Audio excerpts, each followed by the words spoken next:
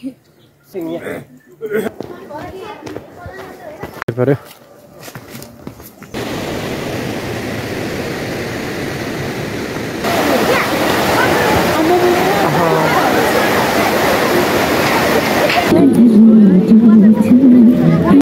चाहिँ हामीले घरबाटै बोकेको खाजा खाइरहेका छौं।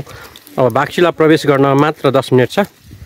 त्यसपछि हामी हाम्रो शैक्षिक भ्रमणमा जुन उद्देश्यहरू लिएर आएका छौं त्यो उद्देश्यहरू पूरा गर्नको लागि हामी एकदमै खाजा खाएर तमतयार अवस्थामा रहनेछौं। यो मेरो आयो है ल यस्तो चीजहरु आफ्नो सदनलाई थप प्रशिक्षण अध्ययन अवलोकनको लागि शैक्षिक भ्रमणको जुन उद्देश्यहरू प्राप्तिको लागि जुन प्रश्नावलीहरू छ त्यो प्रश्नावलीहरूको बारेमा मेन्टर शिक्षकहरूले र टोली नेताहरूले आफ्नो टिमलाई थप सल्लाह र सुझाव दिइरहनु भएको छ। व्यावहारिक किसिमले सोध्ने त्यसलाई उनले चाहिँ त्यो कुरा चाहिँ बुझोस्। जस्तै एउटा पत्रकारले अघि नै पत्रकारले अन्तर्वार्ता दिने व्यक्तिलाई हैन उसले प्रश्न गर्छ भने भइराखेको ठेगादार भन्छ म तपाईले के प्रश्न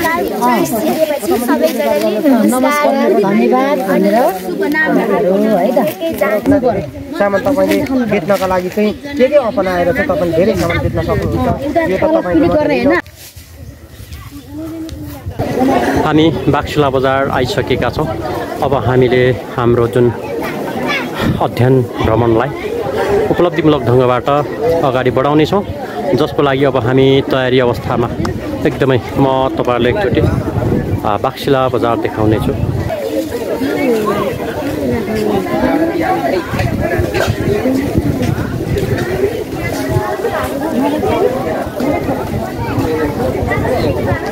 मलाई आउँदैन त जे छ तपाईले यो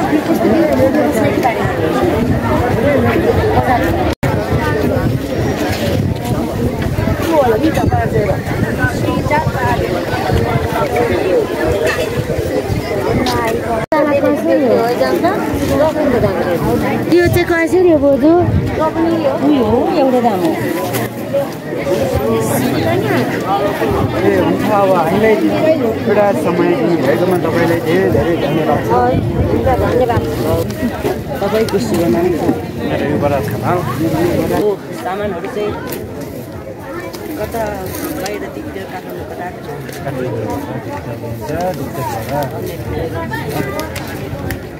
तपाईले एक दिनमा चाहिँ कति रकम बराबर आएका हौँ। हामी चाहिँ तपाईँबाट 30 छ्याल्नु चाहन्छौँ। त्यसको लागि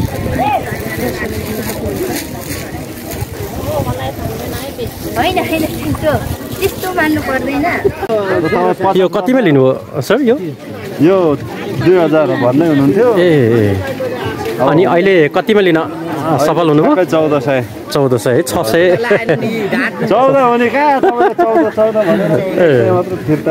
यो अहिले 1400 मा किन्ने प्रयास गरिरहनु भएको छ। त्यसको लागि चाहिँ सस्तोमा किन्नको लागि चाहिँ के उपाय उहाँसँग लगाउनु भयो? धेरै बार्गेनिङ चाहिँ गर्नुपर्ने रहेछ। हजुर व्यापारीहरुसँग। हजुर अब 2000 को माल अब 1400 मा आइराको छ।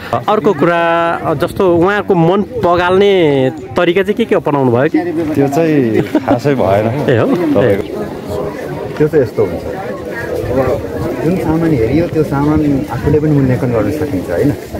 त्यो सामानले 150 पर्ने सामान छ भने उसले 200 भन्यो भने त्यो आफूले अफकोर्स डिस्काउन्ट गर्नु त्यो पर्छ नै हैन। त्यसरी हामी डिस्काउन्ट गर्छौँ। अनि तपाईको शुभ नाम? मेरो ज्ञानराज राई। अनि तपाई कहाँबाट आउनुभएको? केपलास गरे। तपाईँ हामीलाई समय दिनुभयो। तपाईले धेरै धेरै धन्यवाद। तपाईको पसलमा यो पसल तपाईले यो गर्दाखेरि चाहिँ कति जति चाहिँ लगानी गर्नुभएको? हाम्रो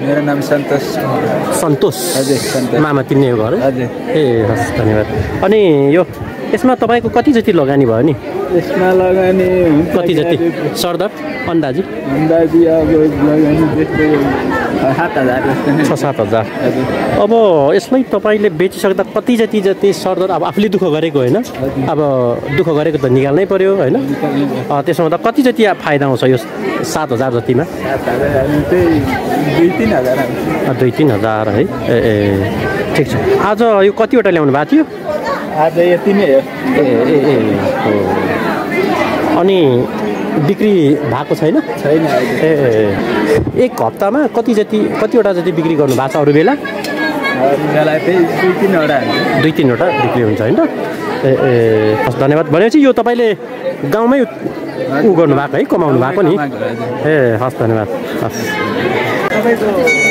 नाम चाहिँ के पर्यो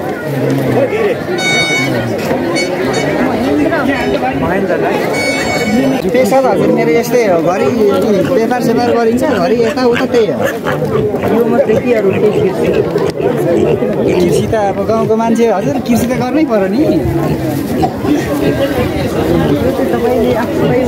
हजुर यो मेरै घरको बाटा तपाईँकोमा हजुर यो 4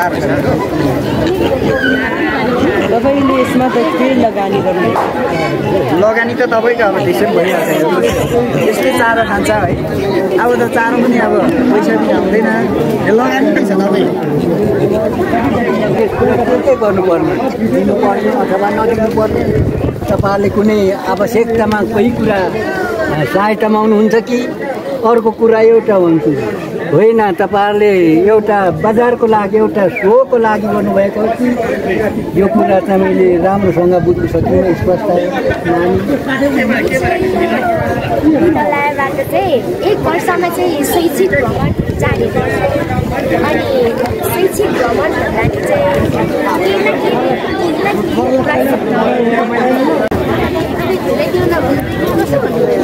होइन जति दियो त्यति नै मैले त भक्दै नि बाबु कति लाउनु भयो होला नि 500 अनि नगर्नु लाउनु भयो तपाईँ चाहिँ पसलले नै अनि घटै माग्नु हुँदैन म त घटै माग्दिनँ त बाबु कुन नाम चाहिँ अनि तपाईँको नाम मेरो नाम मनकुमारी